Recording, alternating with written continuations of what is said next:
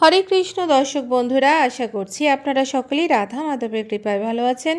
আজ আমরা শ্রীমদ্ ভগবদ গীতার অষ্টম অধ্যায় অক্ষর ব্রহ্মযোগের 17, 18 ও 19 নম্বর শ্লোকটি পাঠ করব। এর সাথে সাথে অনুবাদ এবং তাৎপর্য বিশ্লেষণ করব। আসুন তবে শুরু করা যাক। সহস্রযুগ পর্যন্তম আহরদ ব্রহ্মণা বিদুঃ রাত্রিম যুগ সহস্রান্তম দেহরাত্রিবিদো জনাঃ। অনুবাদ: মনুষ্য মানে সহস্র চতুর্যুগে ব্রহ্মার একদিন হয় এবং সহস্র চতুর্যুগে তার এক রাত্রির হয়। তাৎপর্য: জড় ব্রহ্মাণ্ডের স্থায়িত্বকাল সীমিত। এক প্রকাশ হয় কল্পের সৃষ্টিচক্রে।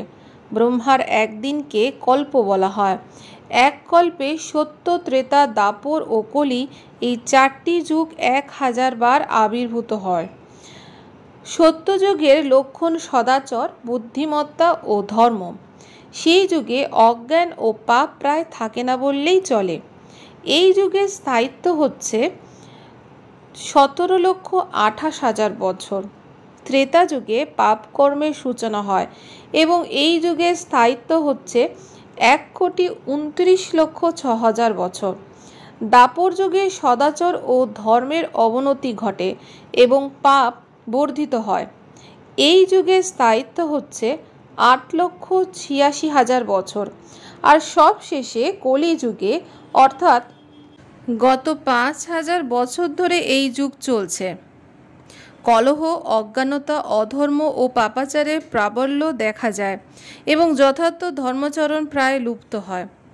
এই যুগের স্থায়িত্ব 4,32,000 বছর।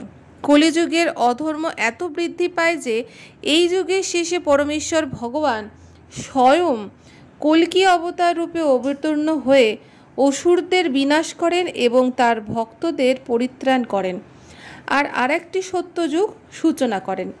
তারপর এই প্রক্রিয়া আবার চলতে থাকে।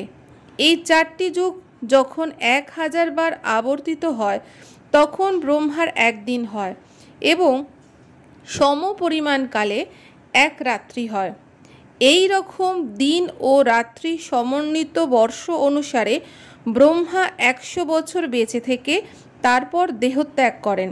এই 100 বছর পৃথিবীর হিসাব অনুসারে 3,11,400 কোটি বছর সমান। এই গণনা অনুসারে ব্রহ্মার আয়ু কল্পনাপ্রসূত ও অক্ষয় বলে মনে হয়, কিন্তু নিত্যতার পরিপ্রেক্ষিতে এর স্থায়িত্ব বিদ্যুৎ চমকের মতন ক্ষণস্থায়ী। আটলান্টিক মহাসাগরের বুদবুদের মতন কারণ সমুদ্রে অসংখ্য ব্রহ্মার নিত্য উদয় ও লয় হয়ে চলেছে।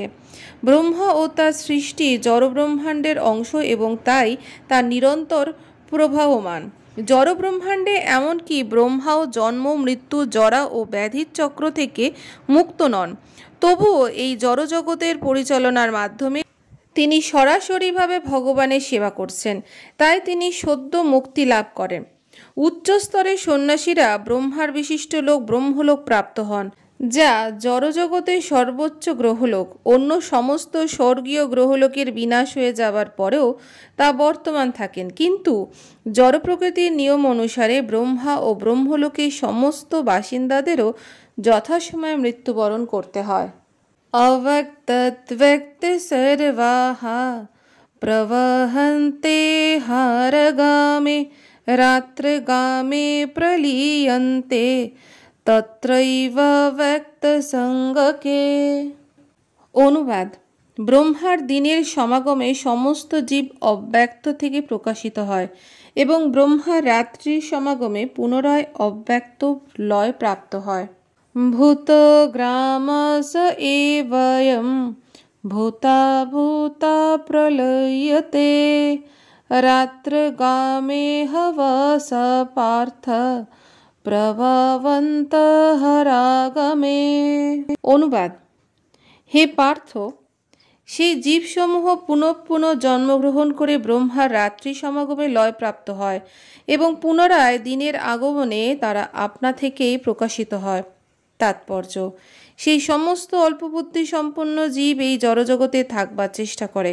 তারা বিভিন্ন উচ্চতর গ্রহলোকে উন্নত হতে পারে এবং তারপরে আবার তাদের অবশ্যই এই পৃথিবীলোকে পতিত হতে হয়। ব্রহ্মার দিবাকালে এই জড়জগতের অভ্যন্তরে ঊর্ধ্ব ও নিম্ন লোকগুলিতে তারা তাদের কার্যকলাপ প্রদর্শন করতে পারে, কিন্তু ব্রহ্মার রাত্রির আগমনে তারা আবার সকলেই লয় প্রাপ্ত হয়। জড়জাগতিক কার্যকলাপের জন্য ব্রহ্মার দিবাভাগে তারা বিভিন্ন কলেবরের প্রাপ্ত হয় এবং রাত্রে তাদের সেই সমস্ত কলেবরের বিনাশ হলে জীবসমূহ শ্রীবিষ্ণুর অঙ্গে একসঙ্গে অবস্থান করে। তারপর ব্রহ্মার দিনের আবির্ভাবে তারা আবার প্রকাশিত হয়।